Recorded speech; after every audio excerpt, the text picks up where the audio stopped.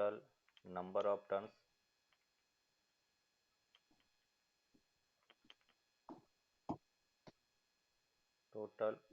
turns n के equal है। इसका area of cross section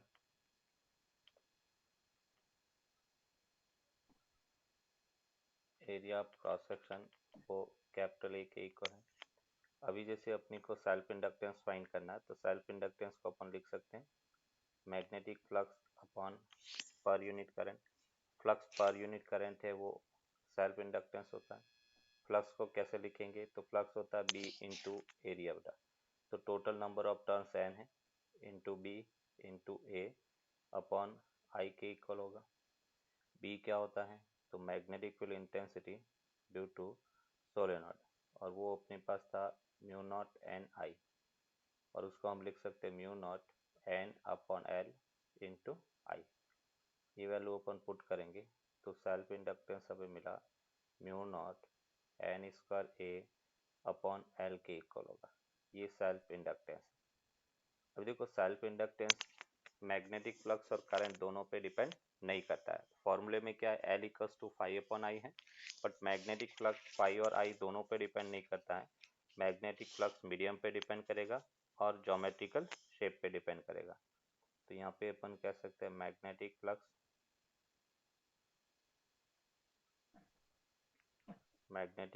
does not depend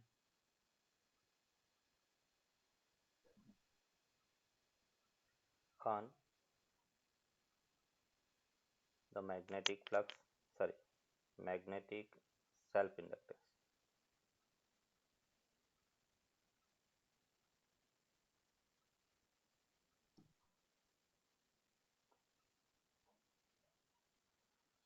Self inductance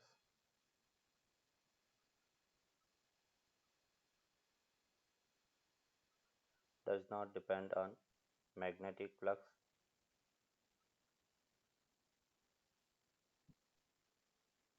and the current। तो किस पे डिपेंड करेगा बेटा, तो यहाँ पे अपन कहेंगे कि magnetic flux depends on medium and the geometrical shape. Magnetic flux depends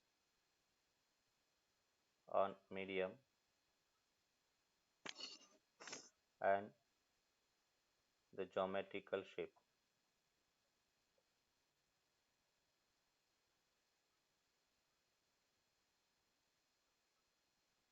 magnetic flux है वो मीडियम और ज्योमेट्रिकल शेप पर डिपेंड करता है। तो L equals to mu naught N square A by L के इक्वल होता है। अब इस सोलेनॉइड के बाद में हम बात करेंगे self inductance due to toroidal. तो नेक्स्ट सेकेंड अपन देखेंगे सर ये self inductance of toroidal. Toroidal basically endless solenoid है। सोलेनॉइड को अगर दोनों एंड को आपस में मिला दे तो वो टोरॉइडल बन जाएगा।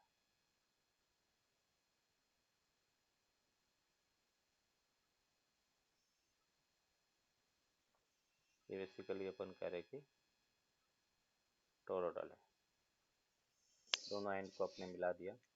ये इसकी रेडियस स्मॉल आर के इक्वल है, एरिया के ए के इक्वल है, और यहाँ पे सेल्फ इंडक्टेंस, तो सेल्फ इंडक्टेंस जब भी फाइंड करना हम कहेंगे फ्लक्स अपॉन आई के इक्वल होगा। फ्लक्स कितना है, इसमें N total number of turns है,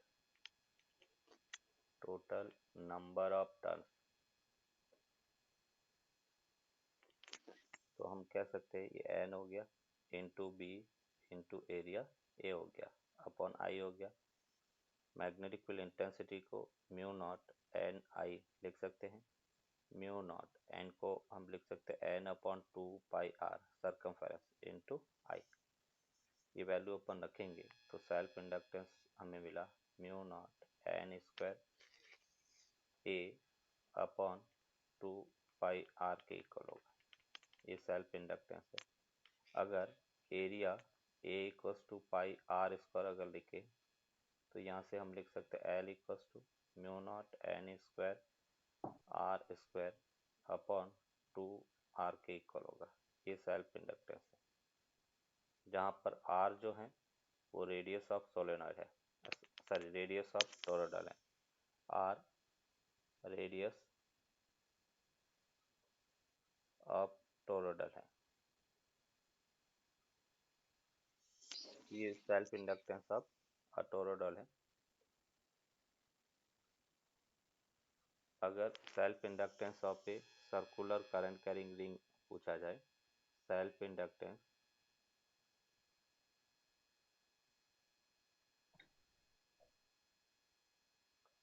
due to a circular current carrying ring,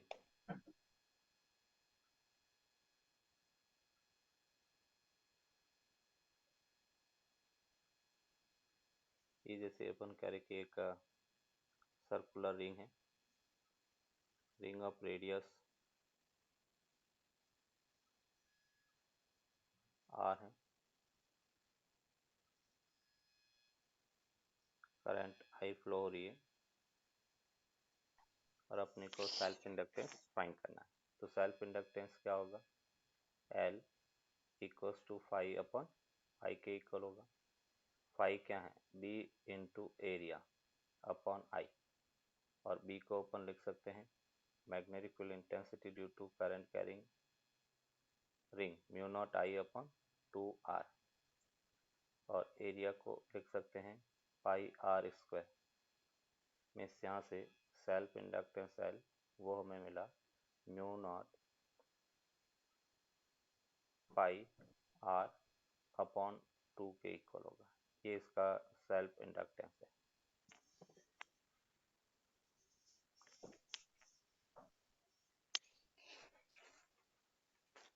ठीक है सर।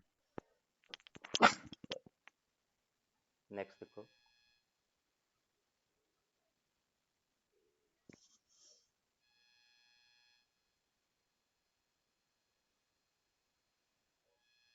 एग्जाम्पल अपन देखते हैं। ये जैसे दो infinite parallel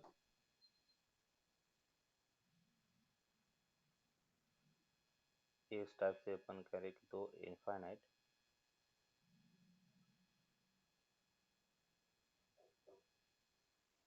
parallel conducting wire है,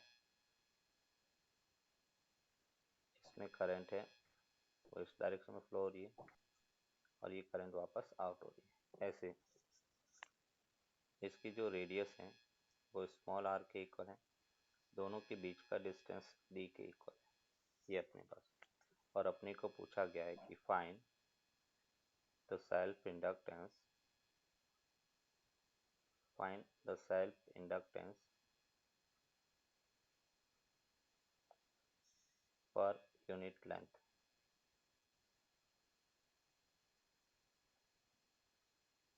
पर यूनिट लेंथ करंट अपन कह रहे कि दोनों में एक से करंट एंटर कर रही है और दूसरे से करंट आउट हो रही है। करंट आई है, जो अपने कंडक्टिंग वायर लिया है उसकी रेडियस स्मॉल r है और उन दोनों के बीच का सेपरेशन d है, और अपने को self inductance per unit length find करना है। Self inductance per unit length अपने को फाइंड करना, हम क्या कर रहे हैं, ये जैसे एक्सिस से हमने x डिस्टेंस पर, इसके एक्सिस से x डिस्टेंस पर एक dx थिकनेस का एलिमेंट लिया।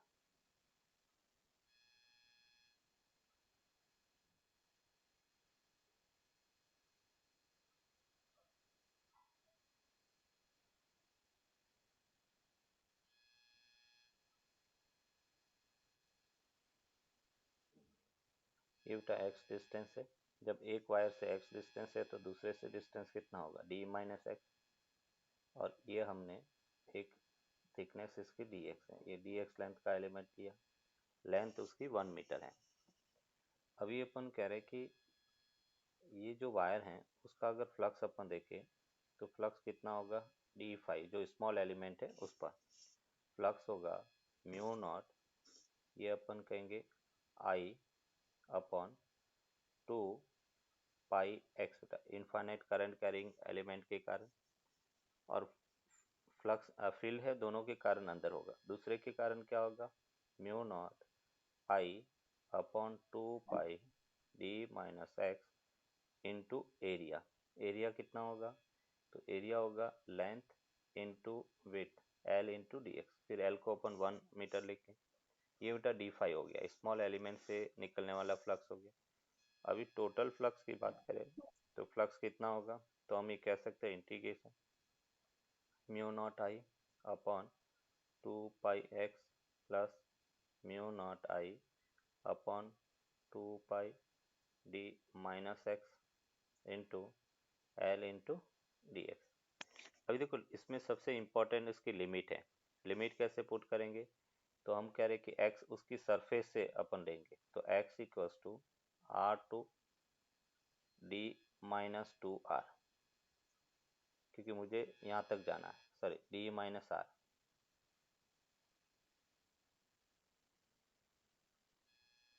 ये अपन कह रहे हैं कि मुझे यहाँ से, तो यहाँ पर x इक्वल्स टू आर हो गया, और इसकी इस सरफेस पर तो डी माइनस आर हो गया, तो डी माइनस आर होगा। और उसको अपन इंटीग्रेट करेंगे तो देखो क्या मिल रहा है, mu naught I upon 2 pi L, इसको कॉमन बाहर ले लिया, यहाँ से अपने को मिला L N X plus L N D minus X upon minus 1, limit R to D minus R. तो यहाँ से देखो अपने क्या मिल रहा है, mu naught I L upon 2 pi L N D minus R upon बेटा R, upper limit minus lower limit, minus L N X की जगह डी माइनस आर, तो माइनस माइनस प्लस हो गया, तो R upon D minus R के equal होगा, log A minus log B, log A upon B के equal होगा। तो नेक्स्ट पेज पे अपन देखेंगे mu naught I L upon 2 pi L N D minus R upon R, और उसका whole square. Log A minus log B को log A upon B रख दिया, तो ये स्क्वायर हो गया, 2 को बाहर ले लिया, तो यहाँ से मिला mu naught I L upon pi L N D minus R upon R के इक्वल होगा। ये फ्लक्स है। अभी हमें तो सेल्फ इंडक्टेंस चाहिए, तो सेल्फ इंडक्टेंस क्या होता है, phi upon I, and phi की वैल्यू अपने पुट कर दिया, तो फाइनली अपने को मिलेगा mu naught L upon pi L N D minus R upon R के इक्वल होगा। ये बेटा इसका सेल्फ इंडक्टेंस से कोई इंडक्टर है, और उस इंडक्टर के अंदर एनर्जी स्टोर अगर देखिए, तो एनर्जी स्टोर क्या होता है, हाफ एल आई स्क्वायर होता है। तो ये एनर्जी की अगर अपन बात करें यू, और वो होता है हाफ एल आई स्क्वायर बेटा, and total energy store in inductor, जैसे कैपेसिटर में energy store half C V square होता है, उसी टाइप से इंडक्टर के अंदर energy store half L I square के इक्वल होता है। और ये एनर्जी स्टोर आया कैसे, देखो इसको अगर अपन प्रूफ देखें, तो अगर मैं इलेक्ट्रिकल पावर की बात करता हूँ, तो electrical power E into I के इक्वल होता है। ई को अपन क्या लिख सकते हैं, L D I by D T, तो यहाँ पे अपने को मिला पावर पी ई, उसको अपन लिख सकते हैं D U by D T, rate of flow of energy, और वो हमें मिला L I D I, D T से D T upon D T, और डी टी से डी टी कैंसिल आउट, तो D U equals to L I D I, दोनों तरफ इंटीग्रेशन किया, आई इक्वल्स टू जीरो, तो इनिशियली एनर्जी जीरो है, ये आई तब एनर्जी यू के इक्वल है, तो total energy that will B L I square by 2 के इक्वल होगा। यही फॉर्मूला आपने यहाँ पर यूज किया। तो energy, total energy in inductor वो होता है हाफ एल आई स्क्वायर। कैसे आया उसको अपने प्रूव कर दिया। अभी अपन कह रहे हैं कि मुझे एनर्जी डेंसिटी फाइंड करना है in terms of magnetic field intensity. तो यहाँ पे एल सोलेनॉइड अगर बात करें, सोलेनॉइड के लिए सेल्फ इंडक्टेंस की बात करें तो वो फॉर्मूला अपने पास था mu naught N square A upon L, ये सेल्फ इंडक्टेंस। और मैग्नेटिक फील्ड इंटेंसिटी अगर अपन देखें बी, तो वो था म्यू नॉट एन आई अपॉन एल। मुझे यहाँ पे आई की रिक्वायरमेंट है, आई को एलिमिनेट करना है, तो हम ये लिख सकते हैं B L upon mu naught N. तो एल और आई दोनों अपने को मिल गया, दोनों को अपन टोटल एनर्जी में अगर पुट करें तो यहाँ से अपने को मिला हाफ, एल को हमने कहा mu naught N square A upon L हो गया, और इसको अपने लिखा B L upon mu naught N और उसका होल स्क्वायर हो गया। मीन्स यहाँ से half mu naught N square A upon L into B square L square upon mu naught square N square. N square से एन स्क्वायर कैंसिल आउट, एक L से L cancel out, एक mu naught से mu not cancel out. Means यहाँ से अपने को मिला B square upon two mu naught into L into multiply by L into A, ये टोटल एनर्जी है। अभी एल इंटू ए क्या हो गया, वॉल्यूम हो गया। इस यहाँ पे अपन कह सकते हैं लेंथ इंटू क्रॉस सेक्शन, वो वॉल्यूम बी के इक्वल होगा। और हमें डेंसिटी चाहिए, तो डेंसिटी क्या होता है, एनर्जी पर यूनिट वॉल्यूम। तो एनर्जी डेंसिटी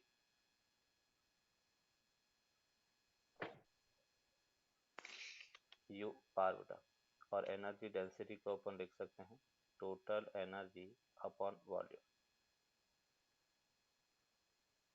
टोटल एनर्जी हमें मिला B square upon two mu naught into L A, और उसको वॉल्यूम एल ए से डिवाइड कर दिया, एल ए से L A cancel out.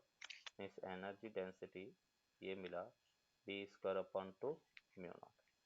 As a standard result अपने को याद रखना है, B square upon two mu naught, ये एनर्जी डेंसिटी इन सोलेनॉइड होगा।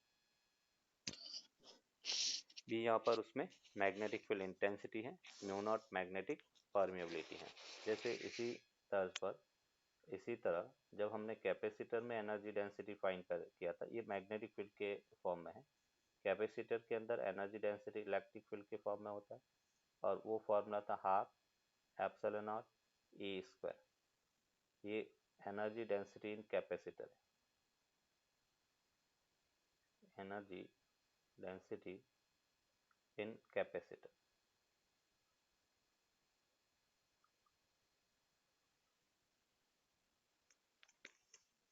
म्यूचुअल इंडक्टेंस क्या है, जैसे बेटा अपन कह रहे कि एक सोलेनॉइड है,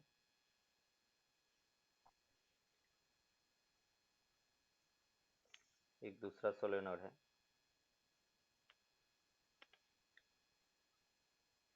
उनको कुछ इस टाइप से अपने रखा है। अभी क्या होगा, अगर मैं सोलेनॉइड 1 के अंदर करंट फ्लो करवाता हूँ तो फील्ड प्रोड्यूस होगा, और वो फील्ड पूरा का पूरा बेटा किससे लिंक होगा, सेकेंडरी कोयल है उससे लिंक होगा। मतलब जो फ्लक्स या फील्ड कोयल 1 में बेटा प्रोड्यूस हो रहा है, पूरा का पूरा कोयल 2 में से पास होगा। तो यहाँ पे अपन कह रहे हैं कि जो सेकेंडरी कोयल है, इसको अपन कह रहे हैं प्राइमरी कोयल, प्राइमरी कोयल, इसको अपन कहेंगे सेकेंडरी कोयल।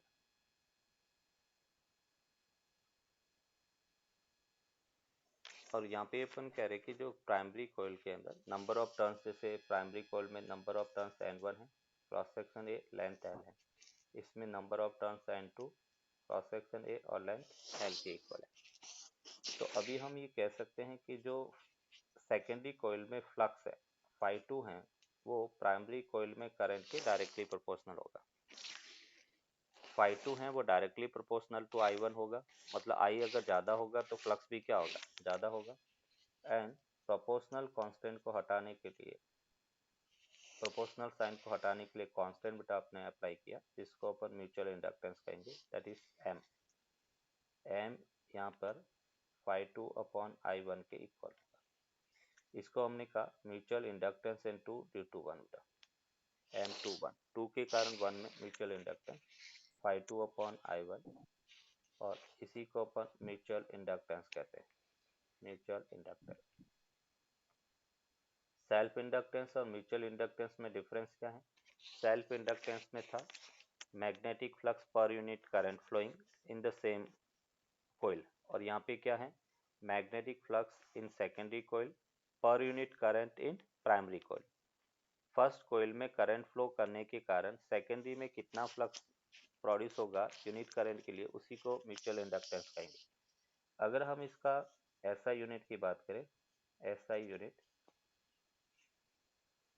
तो फ्लक्स का यूनिट क्या होता है? वेबर, करंट का एम्पियर, और उसी को अपन हेनरी कहेंगे,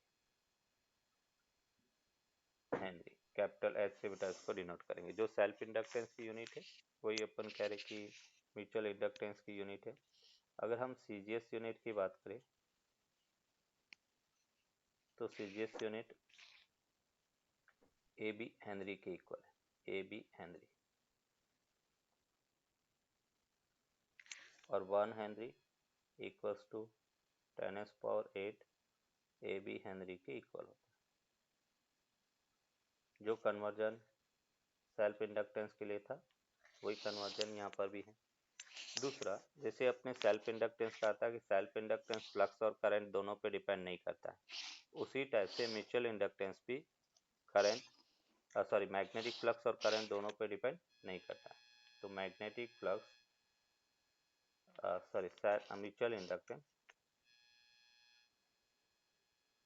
mutual inductance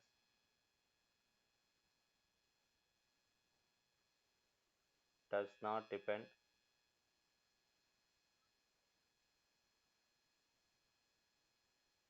mutual inductance does not depend on the magnetic flux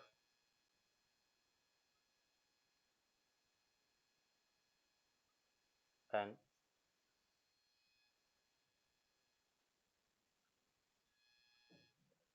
mutual inductance does not depend on the magnetic flux and the flowing current.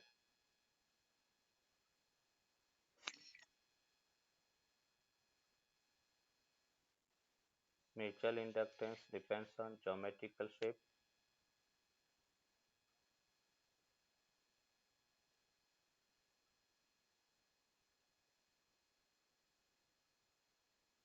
depends on first geometrical shape,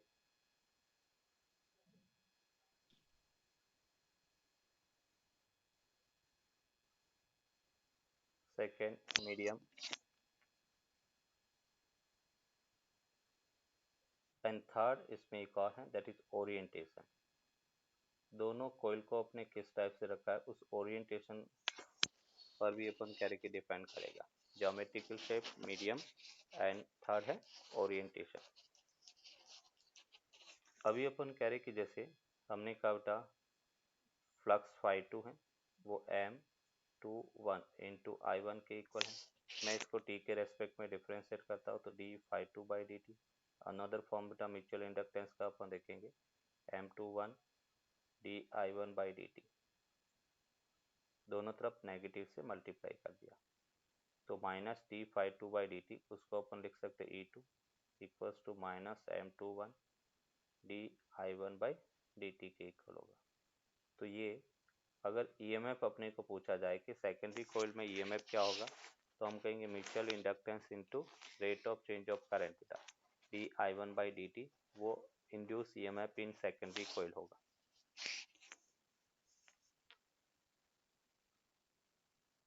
यहाँ तक clear? Mutual inductance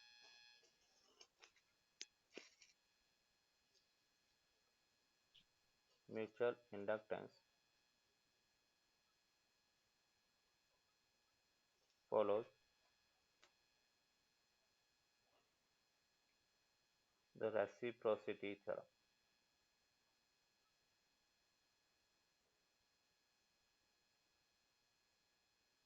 reciprocity theorem, कैसे reciprocity theorem को follow करता है?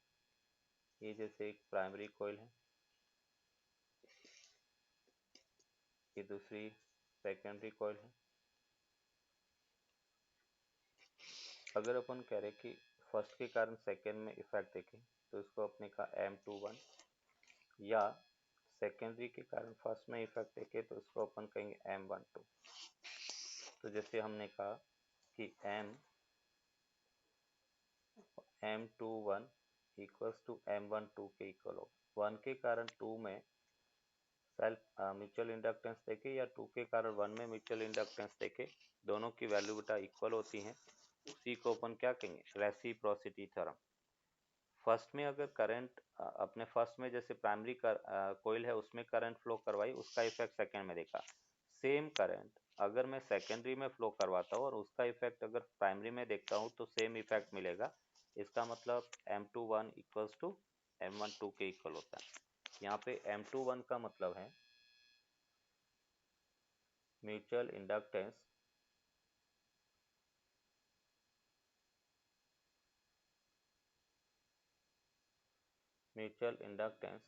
Due to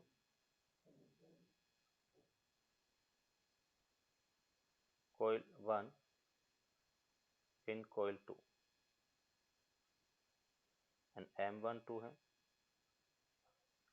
mutual inductance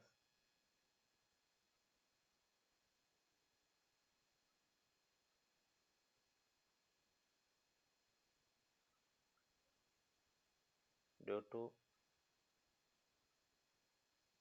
coil 2 in coil 1। तो इसी को अपन reciprocity theorem कहेंगे। अभी यहाँ पे बेटा अपन फाइंड करेंगे, जैसे सेल्फ इंडक्टेंस अपने फाइंड किया था उसी टाइप से mutual inductance of two parallel coils अपन फाइंड करेंगे। Mutual inductance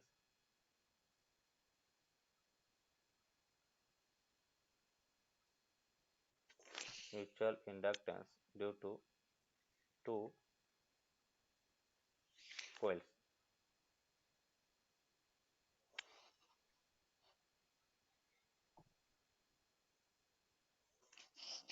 between due to two coils।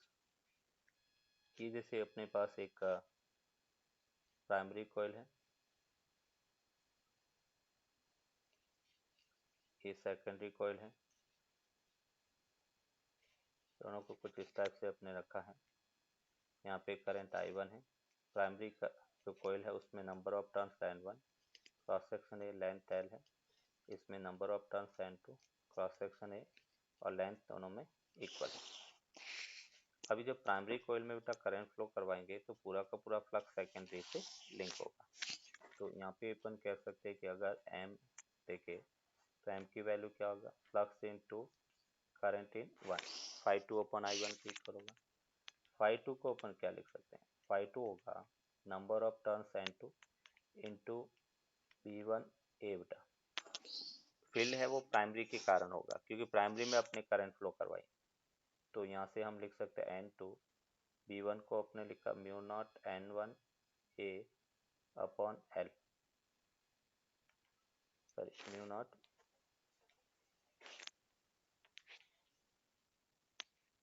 ये म्यू नॉट N1 I1 ये A बेटा, और यहाँ से अपन इसको लिख सकते हैं mu naught N1 N2 A upon L into I के इक्वल होगा। ये phi2 है।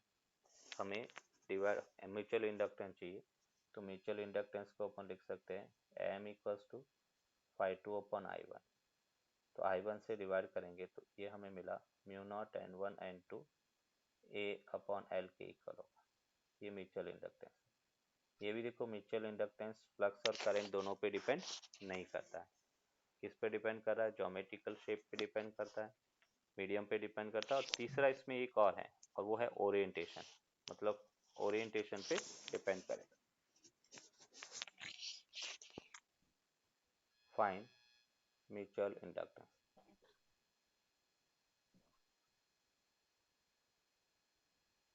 इस दोनों का म्यूचुअल इंडक्टेंस क्या है वो हमें फाइंड करना है। म्यूचुअल इंडक्टेंस है वो रेसिप्रोसिटी थ्योरम को फॉलो करता है। अगर मैं आउटर जो लूप है उसमें करंट I1 फ्लो करता हूँ तो इसके कारण इसके सेंटर पे फ्लक्स अपन फाइंड कर सकते हैं। तो यहाँ पे अपन कह रहे कि m that will be equals to phi two upon I one. Flux क्या होगा, तो देखो इस बड़े वाले लूप के कारण इसके सेंटर पर फील्ड फाइंड करना, और ये फील्ड होगा कितना, तो ये डिस्टेंस l/2 है। यहाँ पे अगर फील्ड की बात करें, फाई टू होगा b1 इंटू बेटा area l square upon I1 के इक्वल होगा। अभी b1 अपन फाइंड करते हैं, तो b1 को अपन लिख सकते हैं 4 टाइम्स b बेटा, किसी एक के कारण magnetic field intensity finite length का कंडक्टर इंटू 4 टाइम्स करेंगे क्योंकि सबकी डायरेक्शन सेम है। तो 4 बी की वैल्यू क्या होता है बेटा, फाइनाइट लेंथ के कंडक्टर के कारण mu naught I1 upon 4 pi R, R की वैल्यू l/2 है, into sine theta 1 plus sine theta 2। ये एंगल बेटा स्क्वायर है तो कितना होगा 45 डिग्री, ये भी एंगल कितना होगा 45 डिग्री, तो 2 साइन 45 डिग्री ये हमने लिखा। मिस यहाँ से अपने को मिला ये 2 से बेटा ये 2 सॉरी इस 4 से 4 कैंसिल आउट, और 2 और 2 4 हो गया। तो यहाँ से अपन लिख सकते हैं 4 ये बेटा mu naught I1 upon pi L, और साइन 45 को 1 अपॉन √2 लिख सकते हैं बेटा। √2 से ये √2 कैंसिल आउट हो जाएगा, तो फाइनली मिला 2√2 mu naught I1 upon pi capital L के इक्वल होगा। ये वैल्यू बेटा अपन यहाँ पे B1 की जगह पुट करेंगे, तो म्यूचुअल इंडक्टेंस अपने को मिला 2√2 म्यू नॉट I1 से I1 कैंसिल आउट हो गया, L square upon pi capital L के इक्वल होगा। ये बेटा अपने को एज ए रिजल्ट याद रख सकते हैं, ये इसका म्यूचुअल इंडक्टेंस होगा। ठीक है। फाइंड करना है, फाइंड द म्यूचुअल इंडक्टेंस।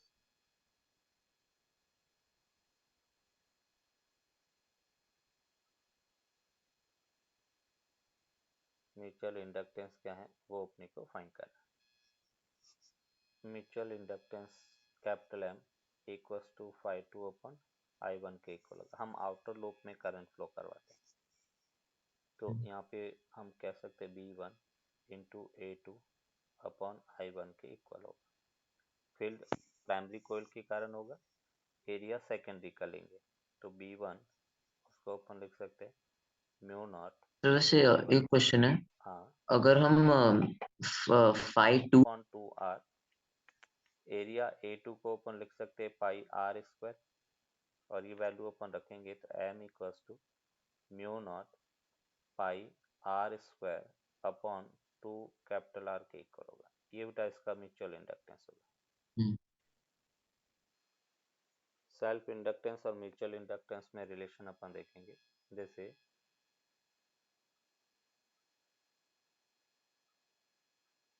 ये एक सोलेनॉइड या एक कोयल है, दूसरी कोयल ये है।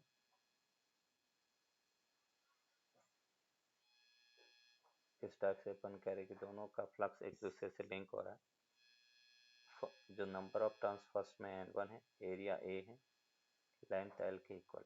सेकेंडरी के अंदर number of turns N2, area A, length L है, लेंथ दोनों की इक्वल है। तो अगर हम फर्स्ट कोयल की सेल्फ इंडक्टेंस की बात करें तो सेल्फ इंडक्टेंस क्या था, mu naught N1 square A upon L के इक्वल, ये सेल्फ इंडक्टेंस है। L2 की अगर अपन बात करें तो L2 क्या था, mu naught N2 square A upon L के इक्वल, दैट इज इक्वेशन 2।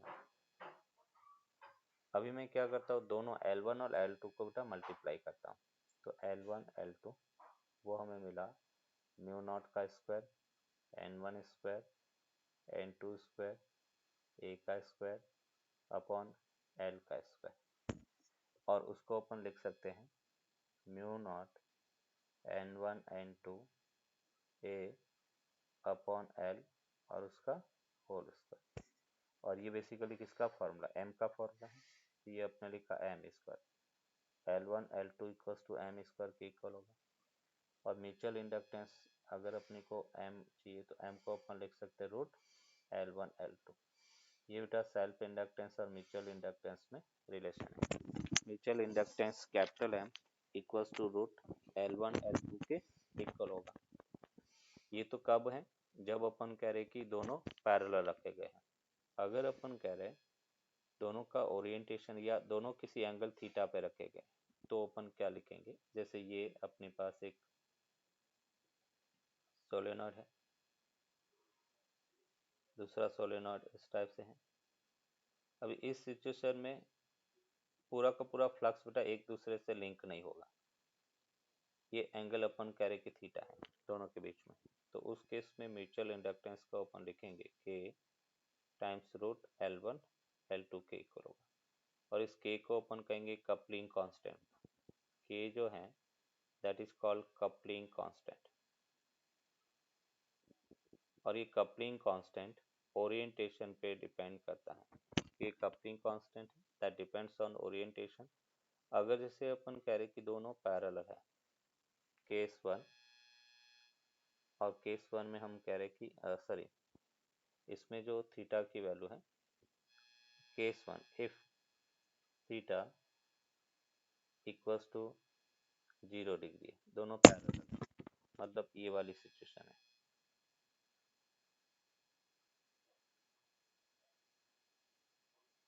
ये दोनों पैरेलल हो गया बेटा, थीटा की वैल्यू 0 हो गया। उस केस में के जो है कपलिंग कांस्टेंट वो 1 के इक्वल होता है, तो म्यूचुअल इंडक्टेंस को हम लिख सकते हैं m रूट L1 L2 के इक्वल। ये इसका म्यूचुअल इंडक्टेंस होगा। केस टू में अपन कर if theta equals to 90 degree. जब थीटा 90 डिग्री है मतलब फ्लक्स लिंक नहीं करेगा, के की वैल्यू 0 के इक्वल होगा। देखो कैसे, ये सोलेनॉइड है और दूसरा सोलेनॉइड कुछ इस टाइप से है, दोनों एक दूसरे के परपेंडिकुलर है।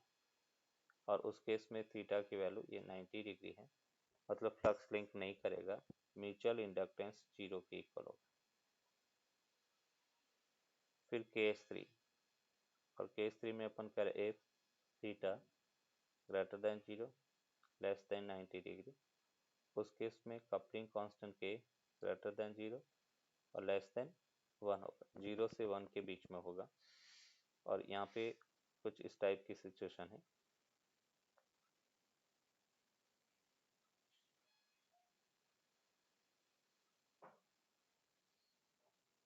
ये किसी एंगल थीटा पर है और यहाँ पे अपन कहेंगे m इक्वल्स टू के रूट I1 I2 के इक्वल होगा। ये इसका म्यूचुअल इंडक्टेंस। अभी अगर एनर्जी स्टोर अगर देखें तो एनर्जी स्टोर देखो कैसे फाइंड करेंगे, नोट करके अपन लिखते हैं। ये जैसे एक सोलेनॉइड है, ये दूसरा सोलेनॉइड है, इसमें करंट फ्लो हो रहा है और ये पूरा का पूरा फ्लक्स यहाँ से पास हो रहा है।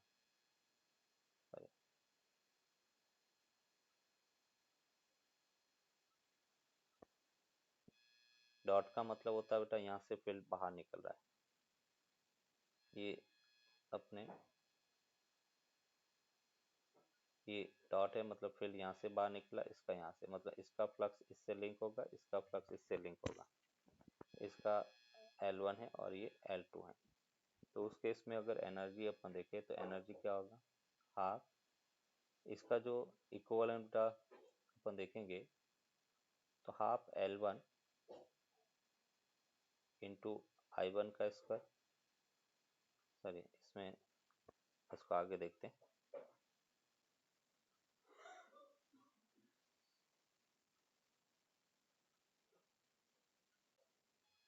कॉम्बिनेशन ऑफ इंडक्टर्स भी अपन देखेंगे। फर्स्ट अपन करें series combination. Series combination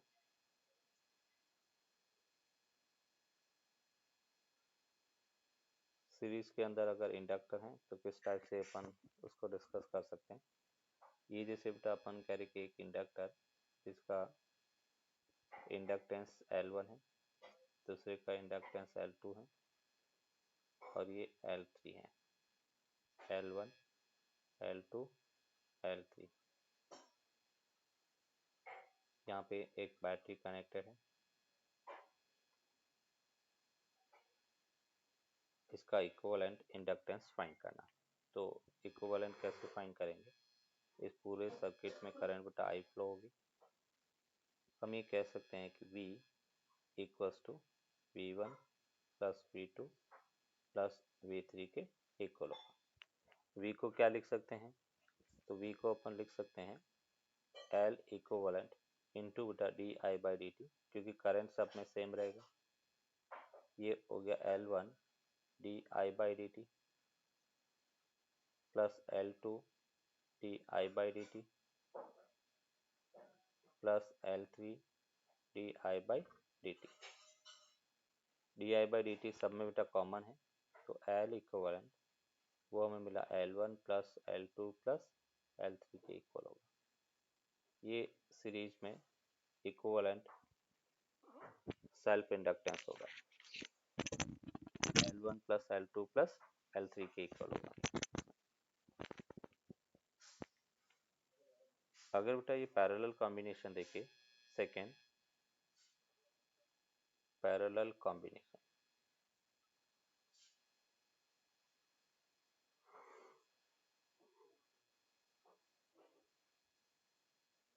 and parallel combination में ये जैसे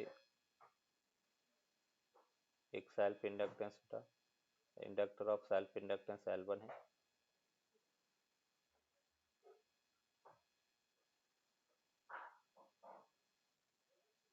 दूसरा L2,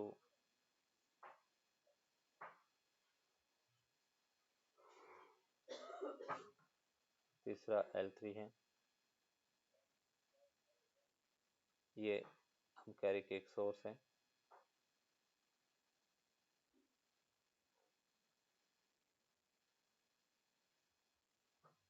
ये वोल्टेज V के इक्वल है।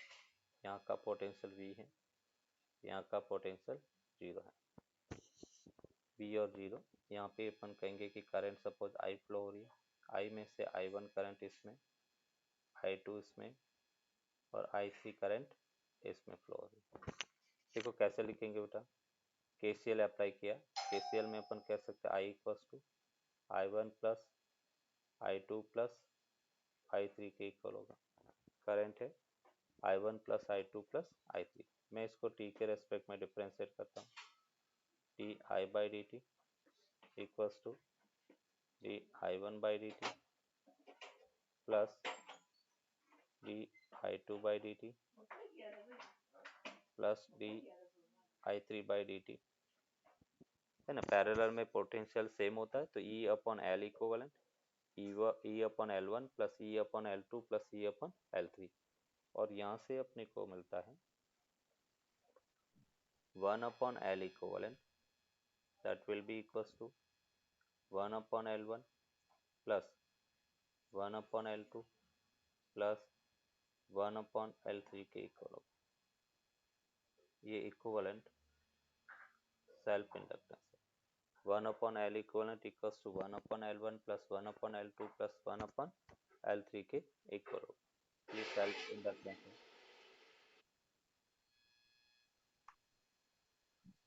ये जैसे एक इंडक्टर है, ये दूसरा इंडक्टर है, दोनों इस टाइप से पैरेलल में कंबाइन है, यहाँ पे डॉट है और यहाँ पे डॉट है, मतलब इसका फील्ड ऐसे, इसका फील्ड इधर, दोनों का फील्ड एक दूसरे को सपोर्ट करेगा। तो उस केस में अपन कहेंगे 1 upon L equivalent that will be equals to 1 upon L1 plus M plus 1 upon L2 plus M के इक्वल होगा। ये इसका इफेक्टिव इंडक्टेंस होगा। फोर्थ पॉइंट अपन देख रहे हैं, ठीक है।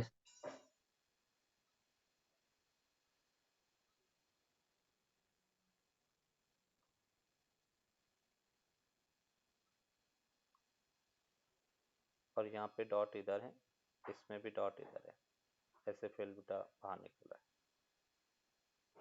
मतलब दोनों अपोज करेगा। तो उस केस में 1 upon L equivalent equals to 1 upon L1 minus M plus 1 upon L2 minus M के इक्वल होगा।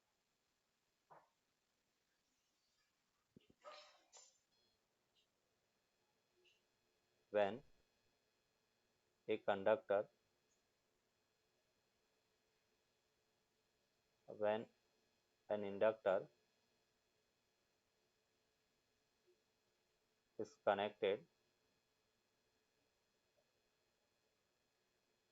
to the source. एक DC source E equals to अपन लिख सकते हैं L di/dt, और यहाँ से अपन कहेंगे L di इक्वल्स टू बेटा E dt के इक्वल होगा, या di हमें करंट चाहिए E/L इंटू dt, दोनों तरफ इंटीग्रेशन। t इक्वल्स टू 0 पर करंट बेटा 0 है, और t पर अपन कह रहे कि करंट I है, तो I इक्वल्स टू अपन कह सकते हैं E/L इंटू टी के इक्वल होगा। करंट जो है I E/L इंटू टी के इक्वल होगा। मतलब अगर करंट का टाइम के साथ में कर्व प्लॉट करें,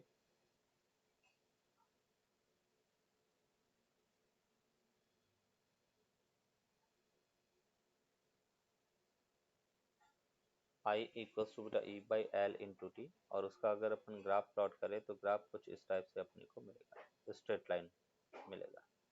ये I है और ये T है, और जैसे अपन करें कि इंडक्टर एक मैक्सिमम करंट के बाद में कांस्टेंट करंट हो जाएगा, तो इस टाइप से बेटा अपन कह रहे कि इसका IT का ग्राफ होगा, T टाइम पर अपन कह रहे कि करंट कितना होगा, वो करंट अपन फाइंड कर सकते हैं।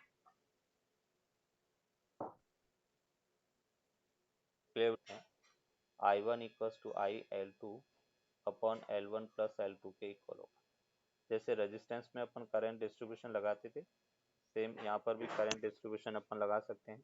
I1 equals to IL2 upon L1 plus L2। अगर I2 की बात करें तो ये होगा बेटा IL1 upon L1 plus L2 के इक्वल होगा। ये इसमें करंट डिस्ट्रीब्यूशन अपन लगा सकते हैं रेजिस्टेंस की जैसे। करंट है transient analysis of RL circuit.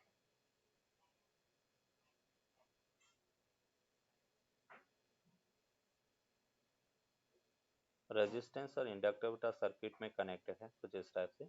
ये एक इंडक्टर है, इसका इंडक्टेंस L है, एक रेजिस्टेंस R है, यहाँ पे एक सोर्स कनेक्टेड है बेटा,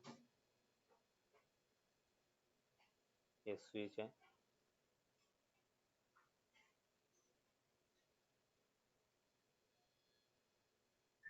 सोर्स ऑफ EMF E के इक्वल है।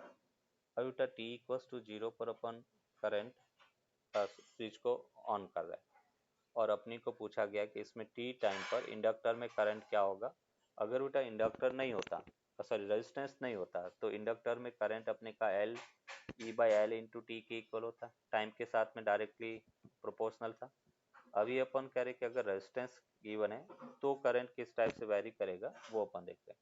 तो यहाँ पे KVL अप्लाई करें बेटा, इसमें अपन KVL अप्लाई करेंगे using Kirchhoff's voltage law. KVL, और KVL क्या कहता है, E माइनस बेटा L di/dt minus IR equals minus two IR 0 equal के इक्वल 0। होगा। मीन्स यहाँ पे अपन कह सकते हैं कि L di/dt equals to E minus IR के इक्वल होगा। हमें करंट चाहिए, तो di upon E minus IR equals to dt upon L के इक्वल होगा, दोनों तरफ इंटीग्रेशन। t इक्वल्स टू 0 पर I की वैल्यू 0 है बेटा, और t पर अपन कह रहे कि करंट IT है। यहाँ से इसको इंटीग्रेट किया तो देखो क्या मिला, ln E minus IR limit 0 to IT equals to T upon L, और ये माइनस R बेटा। तो यहाँ से अपने को मिला ln upper limit E minus IT into R upon E equals to minus R/L into T के इक्वल। दोनों तरफ बेटा एंटी लॉग दिया, तो E minus IT into R upon E equals to E to the power minus R by L into T के equal होगा। अभी हमें बेटा चाहिए करंट, तो देखो करंट क्या मिल रहा है, E minus I T R equals to E to the power minus R T upon L के इक्वल होगा। Means current at any time T that will be equals to E by R 1 minus E to the power minus R T upon L के equal, ये current है। और उसको अपन लिख सकते हैं I T that will be equals to I naught 1 minus E to the power minus R T upon L के इक्वल होगा। ये बेटा अपन कह रहे कि current at any time T होगा। I T equals to I naught 1 minus E to the power minus R T upon L, और यहाँ पर एल अपॉन आर उसको बेटा अपन लिख सकते हैं टाइम कांस्टेंट टो एल, इसको अपन कहेंगे टाइम कांस्टेंट। और अगर हम बात करें I T that will be equals to I naught 1 minus E to the power minus T upon tau L के इक्वल होगा। तो ये टाइम कांस्टेंट के फॉर्म में current at any time T है। ट्रांजिएंट एनालिसिस मतलब ऐसा फंक्शन जो टाइम का फंक्शन हो, उन सबको ट्रांजिएंट एनालिसिस अपन कहेंगे। अगर इस करंट का टाइम के साथ में बेटा अपन कर्व ड्रॉ करें तो कर्व किस टाइप से मिलेगा,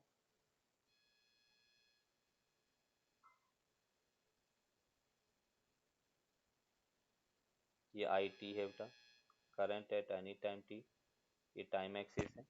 अगर मैं यहाँ पे कह रहा हूँ कि t इक्वल्स टू जीरो बेटा, तो t इक्वल्स टू जीरो पे करंट क्या है, जीरो है।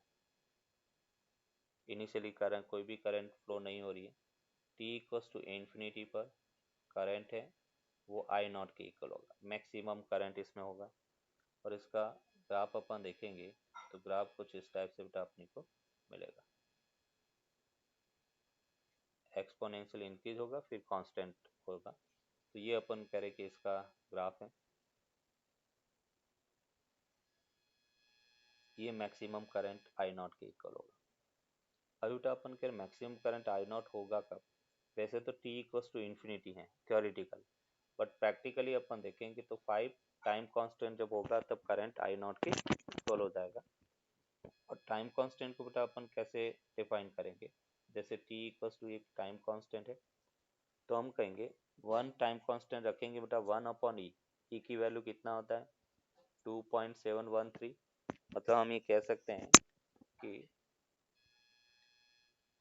जब करंट है वो मैक्सिमम का 0.63 आई नॉट हो जाए तो उस करंट को बेटा, या 63% ऑफ मैक्सिमम हो जाए तो उसको अपन वन टाइम कांस्टेंट कहेंगे। तो यहाँ पे टाइम कांस्टेंट को अगर डिफाइन करना है, time constant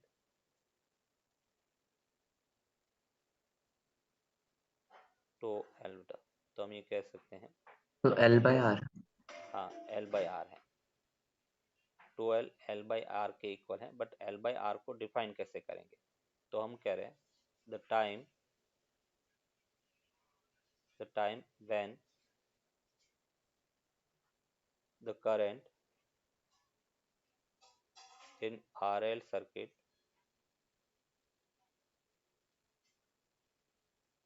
becomes 63% of maximum current।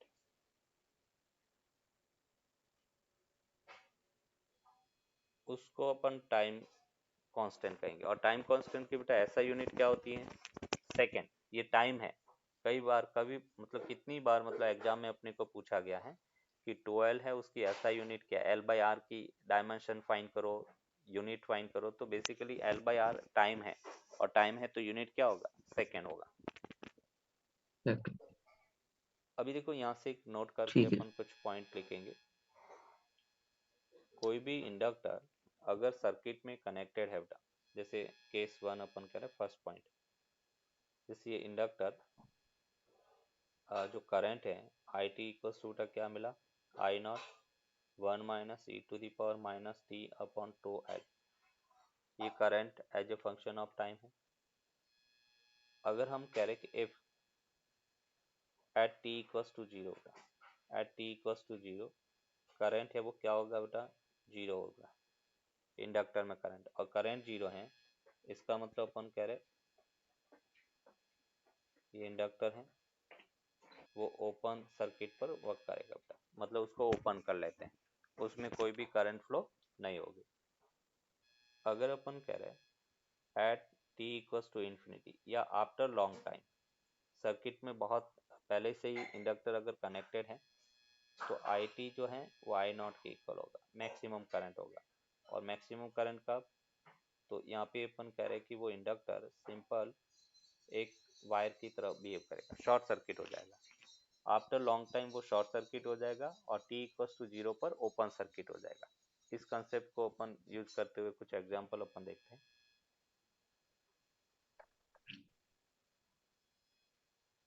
जैसे ये इंडक्टर है,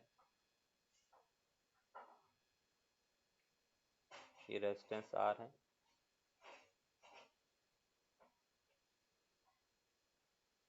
ये टू आर है, ये रेजिस्टेंस आर है,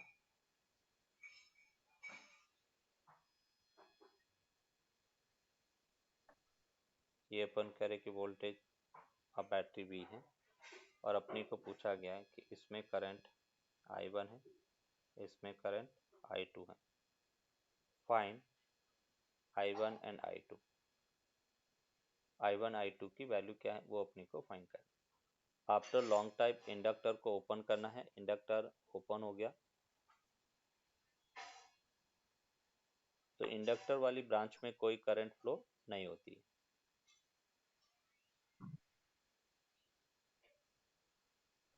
ठीक है सर।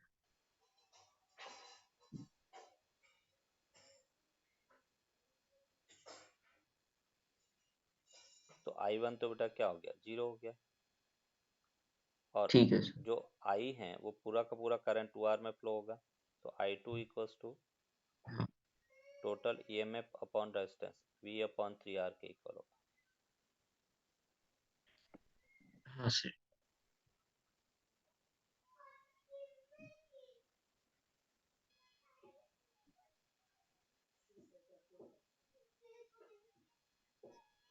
यहाँ पे बेटा स्विच है और स्विच को t इक्वल्स टू जीरो पर कनेक्ट किया गया, और अपने को पूछा गया कि फाइंड I, फाइंड IT। अपन कह रहे कि t टाइम पर करंट कितना है वो अपने को फाइंड करना। फाइंड टाइम कांस्टेंट, और टाइम कांस्टेंट कैसे फाइंड करेंगे, तो यहाँ पे अपन कहेंगे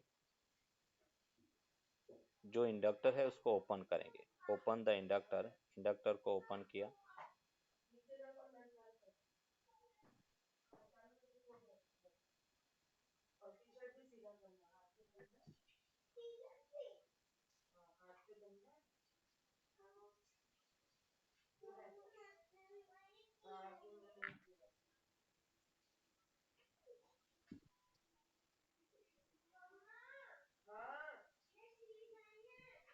हम करंट अपन फाइंड करेंगे। और मैक्सिमम करंट देखो कैसे फाइंड करते हैं, स्टेप टू, स्टेप टू में find the current, find the current in the inductor, sorry बेटा एक एक एक कंसेप्ट अपने जो अभी पहले देखा ना उसमें मिस्टेक कर दिया, जो फर्स्ट वाला क्वेश्चन था, हाँ ये मिस्टेक कर दिया। अपन कह रहे कि शॉर्ट करना अपने को रेजिस्टेंस, इसमें बेटा ये मिस्टेक कर दिया है ना, इसको शॉर्ट करना था। तो क्योंकि अपन कह रहे कि t इक्वल्स टू इन्फिनिटी पे शॉर्ट किया और ये r है तो ये दोनों ही चेंज हो जाएगा।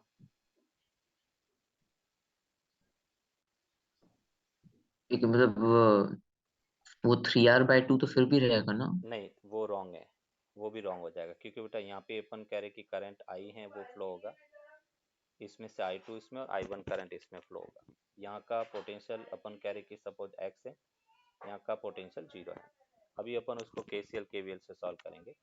नोडल एनालिसिस बेटा आपने अप्लाई किया तो x की वैल्यू अपन फाइंड करते हैं। x की वैल्यू कैसे फाइंड करेंगे, इस पॉइंट पे भी हो गया, तो यहाँ पे अपन कह रहे कि वो x minus 2i2 equal 0.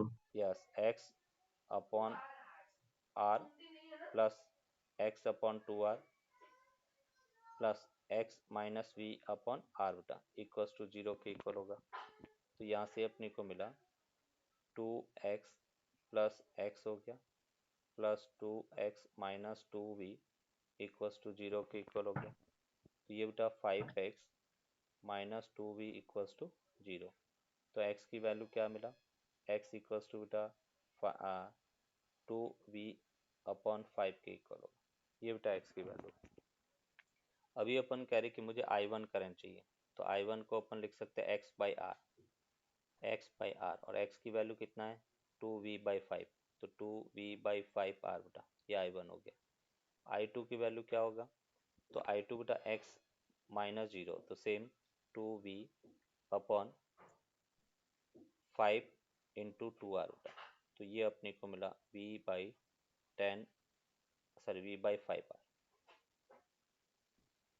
ये I1 I2 KCL KVL जो अपने अप्लाई करते थे, अपन चाहे तो उसको KCL, मैंने यहाँ पे नोडल एनालिसिस लगा के सॉल्व किया, चाहे तो KCL KVL से भी सॉल्व कर सकते हैं।